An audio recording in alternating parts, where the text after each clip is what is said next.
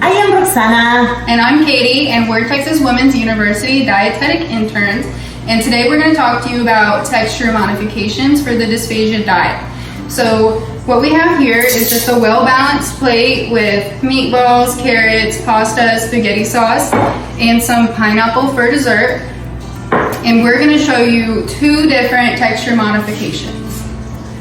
The International Dysphagia Diet Standardization Initiative updated the dysphagia guidelines in 2016 and included a complete range of different textures going through regular foods to thin liquids. Right, and so the chart that we're talking about is right here. And today what we're going to talk about is minced and moist as well as pureed. And pureed diets are extremely thick. So yeah, with that, let's go ahead and start talking about texture modifications. The minced and moist food texture is the level 5 according to the IDD-SI, and the description of this diet is that it can be eaten using fork, spoon or chopstick. It can also be scooped and shaped, and it is moist, but it doesn't have any separate liquid. And this food level also can have some small lumps that are visible, and for adult size is around 4 millimeters. And the physiological rationale for this level of thickness is that biting is not required, only minimal chewing is required. Then the tongue force alone can be used to cut the food in smaller pieces, and then the tongue is also going to be needed to move the bolus. And this diet is used when patient is getting pain or fatigue with chewing, or when they are missing teeth, or they have poor fitting dentures. Okay, so now we're going to start with our balanced plate, and we're going to change the texture to a minced and moist texture. So for doing that, we're going to need to soften the pasta and cut it in smaller pieces. We are also going to need to cut the meatballs, and we're going to keep the carrots, and we're going also to cut the pineapple.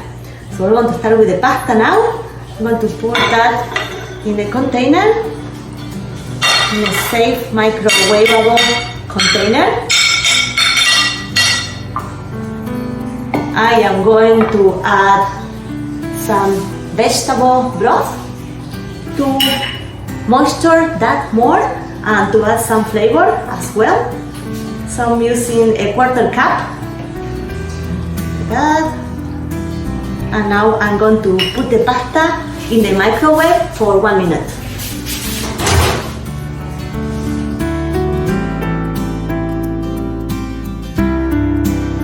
So the puree diet is considered level 4, very thick according to IDD-SI. And with this diet, it's usually eaten with a spoon or a fork and cannot be drunk from a cup. So this food does not require any chewing, and it doesn't require forming a bolus to be swallowed. If tongue control is limited, this diet would greatly benefit those people. It also helps people who have limited propulsion or swallowing ability. It would also greatly benefit people who have dentures or ill-fitting teeth, or are just missing teeth. And with this diet, it's a smooth, very thick consistency with no lumps. It's not sticky, and it will come off your fork in one plop, or your spoon in one plop. Foods that require chewing, forming a bolus, or are sticky will not be allowed on this diet. Some liquids can be less thickened, but they will still be a thickened liquid to go along with it. Okay, so the next thing we're gonna do is make a pureed plate. So what we're gonna start with is the pasta. So I'm going to take some vegetable broth. I'm going to measure out maybe half of a fourth, so like an eighth of a cup. I'm just gonna put it into this blender thing. And the next thing I'm gonna do is add my pasta to the blender.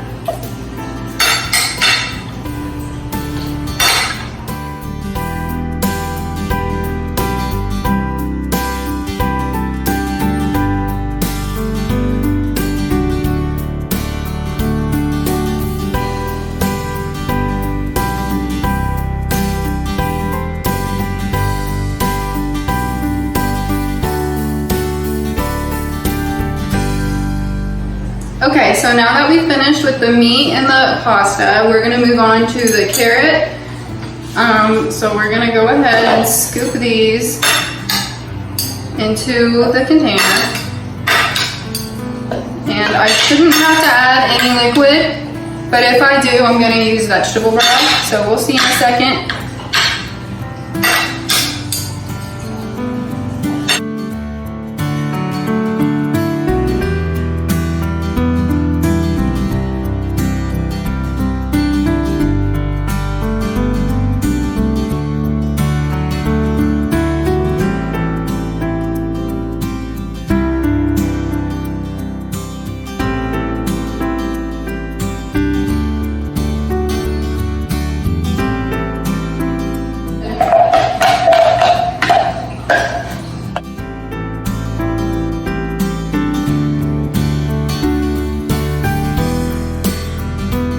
And here we have the 3 different textures, from regulars all the way through to pureed.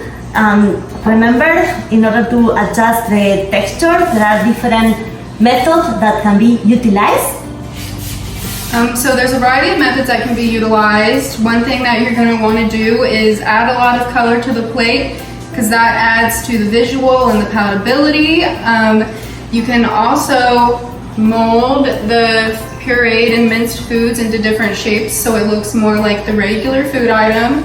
Another thing that you can do is add more sauces to just increase the fluidity. You know, it's not so stiff, it gives a better mouthfeel. And also when you puree foods, you want to use gravies, sauces, and broths instead of water, because it's just going to increase the flavor and make it a lot more appetizing. At the end of the video, we are going to post a little chart with some ideas of ingredients that you can use to blend and moisture the foods. And remember, any effort that you make to keep the look and feel and also retain the flavors of the foods are important. Thank you. Thank you.